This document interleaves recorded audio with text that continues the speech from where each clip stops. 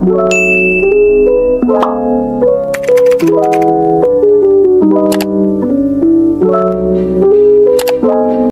hi guys, this is Christine from Mitsubishi Abad Santos. So welcome back to my YouTube channel. Ngayon, isi-share ko naman sa inyo kung ano-ano ba yung mga updated requirements na kailangan natin when it comes to auto loan. Lalo na guys, marami tayong mga partner banks na nag-offer ng low down payment promos. So for sure, curious kayo kung ano-ano ba yung mga kailangan yung i-prefer kapag mag-a-apply tayo ng auto loan. So in this video guys, I'll be sharing with you yung updated requirements natin when it comes to auto loan. So stay tuned guys! So we have 3 types of transactions guys sa pag-purchase ng sasakyan. We have the cash payment, bank purchase order, and in-house financing. So for cash payment, unahin natin ano ba yung mga requirements na kailangan. Unang-una, kailangan natin ng one valid government ID. Yes guys, one valid ID will do kapag cash payment naman yung transaction ng ating unit. Number 2 na kailangan natin is LTO portal. Since meron na kasing system or database si LTO when it comes sa mga transactions natin pertaining to LTO. So yung LTO portal natin, kailangan nating mag-register doon, or if naka-register na kayo nung kumuha kayo ng license or nag-renew kayo ng mga sasakyan nyo, automatic kasi i-register na nila kayo doon kung wala pa kayong account. Kailangan namin yung LTO client ID. So, yung LTO client ID na yun guys, kapag, syempre, yung unit nyo, kailangan namin i-register. Doon siya ipapasok sa LTO client ID nyo. So, naka-system generated na sila, mas mabilis nyo ma-access yung copy ng mga official receipt nyo, lalo na sa mga registration. And if meron kayo mga driver's license, makakakuha din kayo doon ng soft copy ng inyong driver's license. So, syempre, kailangan pa rin natin guys ng 5,000 na reservation. Yes, all transactions, kailangan po ng 5,000 reservation for the allocation of unit. Number 2 is bank purchase order. So, ano ba yung bank purchase order, guys? Ang bank purchase order, nagpo-fall siya kapag nag-apply kayo directly sa home branch nyo or mismong sa bangko kayo nag-apply. So, that's the bank purchase order. Ang kailangan namin kapag bank purchase order yung transaction, kailangan namin ng confirm na bank PO, 2 valid IDs, LTO portal, and 5,000 reservation. So, aside from firm bank PO, guys, upon release ng unit, kailangan din namin ng ATD from your bank. So, what is ATD? Authority to deliver. Yan. Ini-issuehan tayo niyan ni bangko nyo kapag available na yung unit or meron na kayong details ng ating unit. So, yun lang naman yung requirements kapag bank purchase order.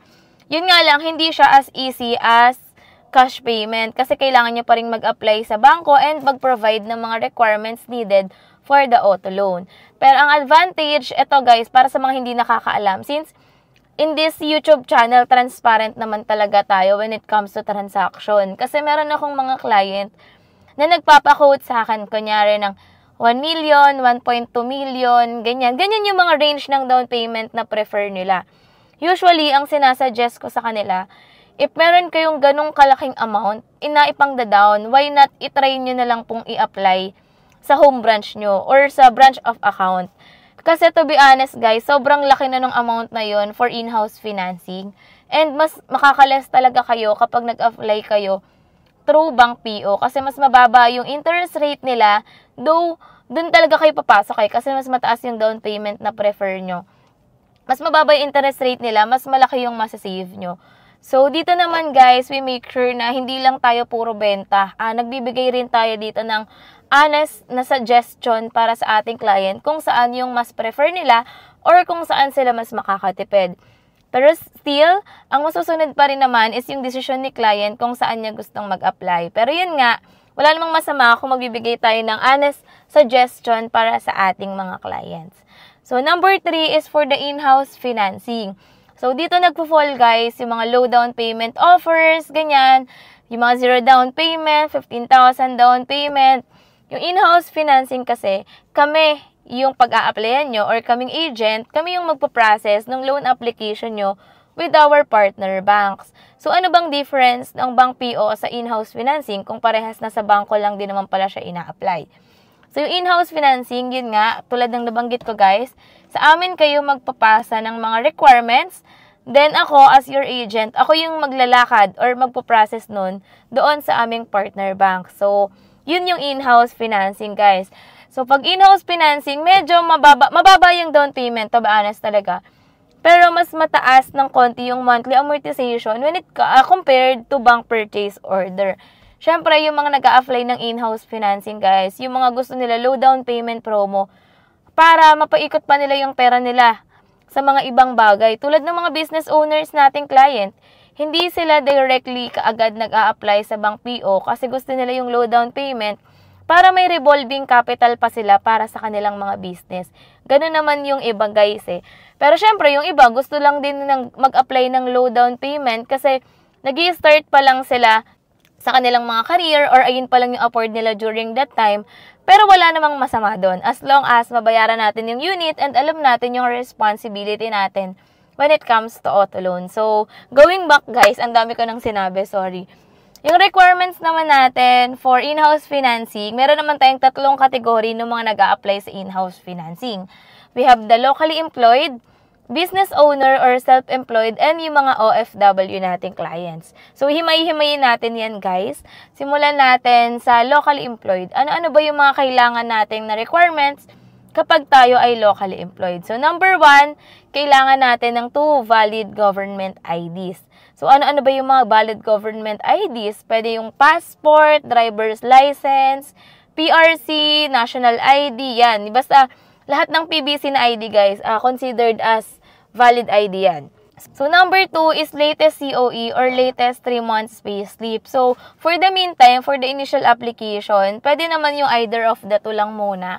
Then, upon approval, kung merong nire-request na COE doon or payslip, that's the only time lang naman na magpo-provide tayo. Pero still, I highly suggest na kung kaya nyong kumpletuhin, guys, kumpletuhin na natin para kapag na-approve na tayo and magpapasa na tayo ng mga requirements for the okay to release ng bangko, kompleto na, hindi na tayo matatagalan.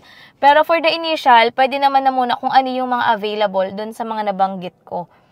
Then number 3 is proof of billing. So, para saan yung proof of billing or kailangan ba sa'yo ba nakapangalan yung proof of billing or pwede kay nanay, kay tatay, or sa aming landlord?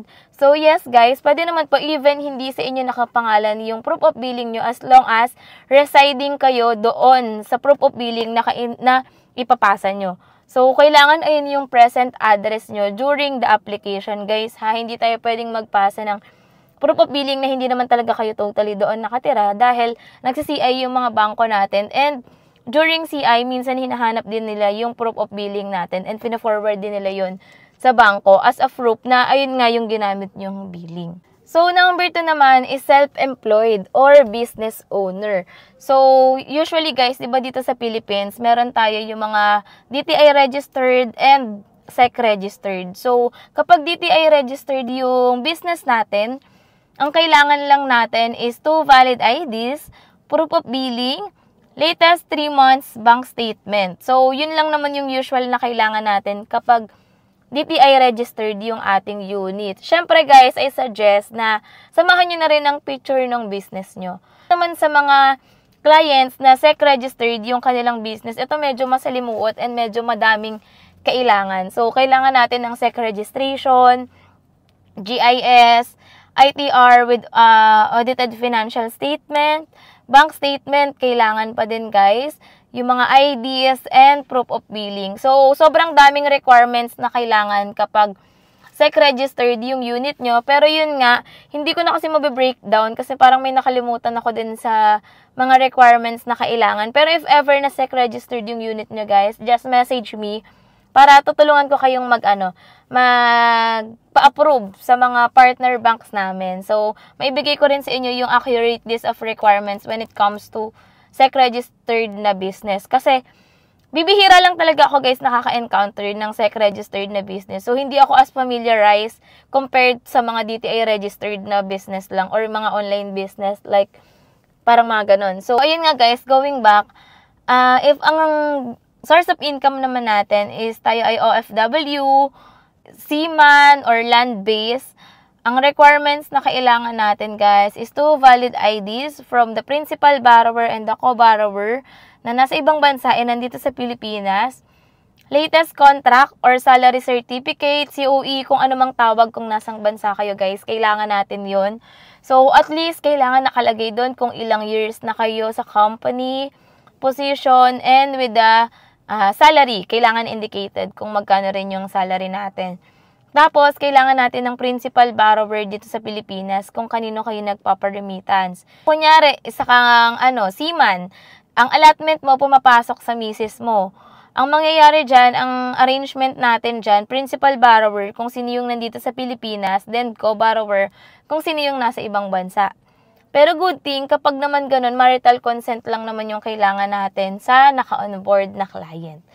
So, usually kasi kapag kunyari land-based, tapos magkapatid, magnanay, common law, ang kailangan natin dyan ay special power of attorney or consularized SPA. Yun yung requirements na hinihingi sa atin ng bangko. So, syempre, hindi mawawala dyan yung latest 3 months proof of remittances.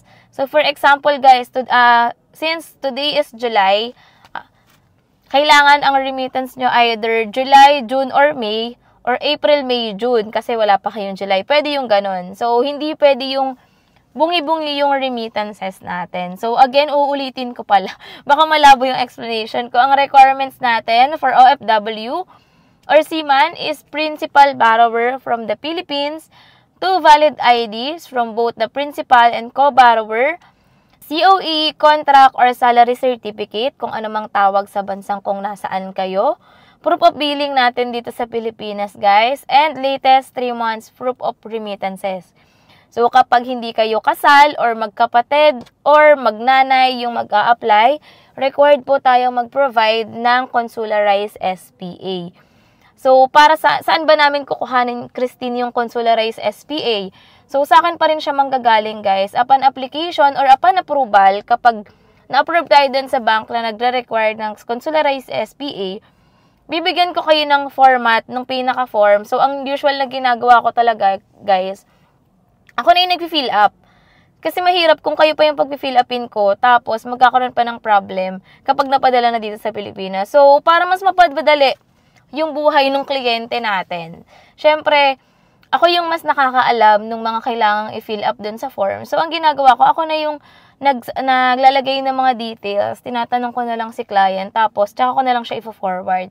Para at least, ang gagawin na lang dun, ipiprint, pipirmahan, and dadalhin sa pinakamalapit na embassy sa lugar nyo. So, yun lang naman yung mga requirements na kailangan. Ang nadagdag lang naman talaga, guys, sa requirements natin this 2024. Actually, last 2023 pa talaga to in-implement. Kailangan na talaga natin ng LTO client portal. So, if meron na kayong driver's license, pwede nyo naman siyang i-register. Or even without driver's license, guys, pwede tayo mag-register as individual.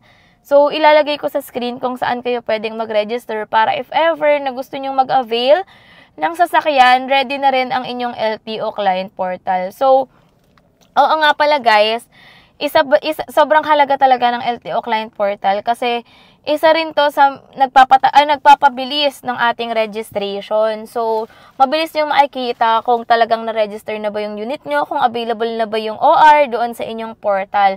And minsan, kapag hindi tayo nakapag-comply dito, isa din to sa magiging cause kung bakit tumatagal yung registration. So, sobrang higpit ng LTO ngayon when it comes to registration kasi kailangan kung ano yung nasa sales invoice namin, tally siya with your LTO portal. So, minimake sure namin guys dito sa Mitsubishi Abad Santos na walang ganong case na mangyari para at least smooth yung release ng unit, smooth yung registration, and happy si client. So, ayun lang guys naman yung mga updated requirements natin.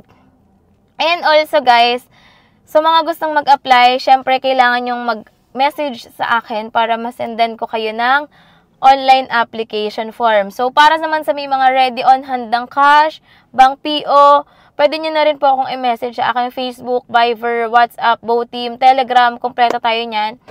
And bibigyan ko naman kayo ng account number ni dealership namin para makapag-place na kayo ng reservation. So, ayun lang guys. If you have any questions, please let me know in the comment section below. And kung meron kayong medyo naguluhan sa mga sinabi ko, feel free to ask sa comment section below para masagot natin yan isa-isa. So again, this is Christine Salazar, your sales consultant here in Peak Motors sa Abad Santos. Bye!